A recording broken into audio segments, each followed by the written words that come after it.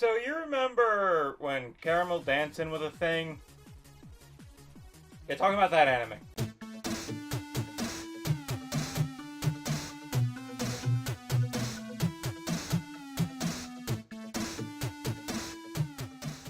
Hello and welcome to the Anime Void. I'm Brian, your host, and today I'm going to be talking about Popotan.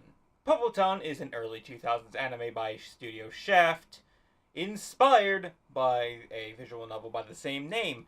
And I say inspired by because the story of the visual novel has no bearing on this story. The only thing that really carries over are the three sisters that are starring in the anime, I, Mai, and Me. I is the oldest sister who is pretty much kind to a fault. She's a very nice, loving, and caring person, but she can take it too far and come off as very naive. Mai is the middle sister, who's a teenager that is going through an existential crisis throughout pretty much the entire series. Kind of like I was watching it. Me is the youngest sister, who is plucky, happy, and outgoing, and all that fun stuff that your normal, well-adjusted child is. Now to address the question that I'm pretty sure you're wondering if you're watching this. Why the hell am I talking about this anime?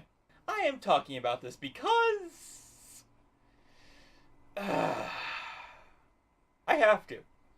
I honestly have to, because this anime, again, early 2000s Shaft.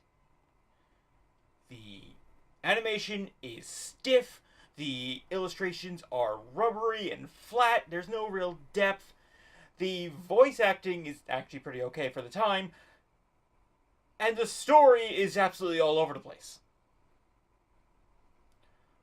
But there is a certain special charm to this. I don't think it goes beyond nostalgia, because I really only watched this once when I was in middle school. I don't really have that big of a connection to it during my childhood. But when I rewatched it, it was interesting. It drew me in. There was so much heart in this series. It was not well crafted, but crafted well, if you understand that. I barely do. The story in and of itself is that these three sisters are on this weird sci-fi journey, going through space and time, but staying on Earth. In a time-traveling house, they're basically Time Lords. I don't understand it either. They don't explain how the journey started, why the journey is, or really anything about the journey, for the most part. They're just on this journey, and they're going around helping people throughout time. And that's really how the series starts. It's pretty slice of life. They're just going around helping people, going on these tiny adventures, having little moments and all that stuff. Halfway through, it gets deep, and I mean really deep. Because, as I said earlier, Mai's going through an existential crisis, which is all centered around the journey, because she has to go to places, make friends, have a little life for about a week, maybe a month, and then leave, going into a completely different time. It's beyond just moving to a different state or a different county or anything like that. She is moving time planes.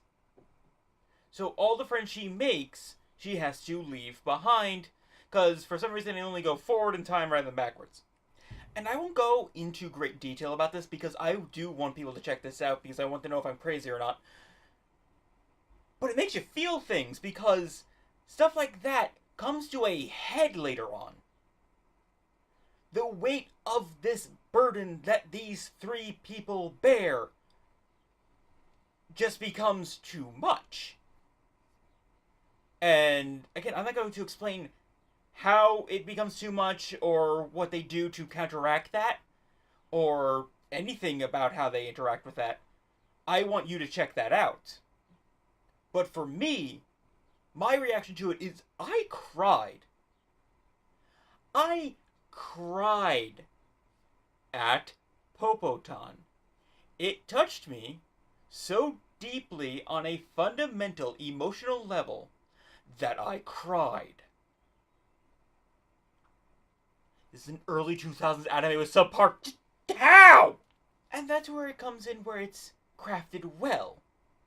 It may not be the most perfect anime in any sense of the word, but there is emotion behind it. There's passion in it. The people who are behind the creation of this anime, both the Japanese version and the English version, took care in making it, in producing it. And that shows through. I have to commend it for that because that's amazing.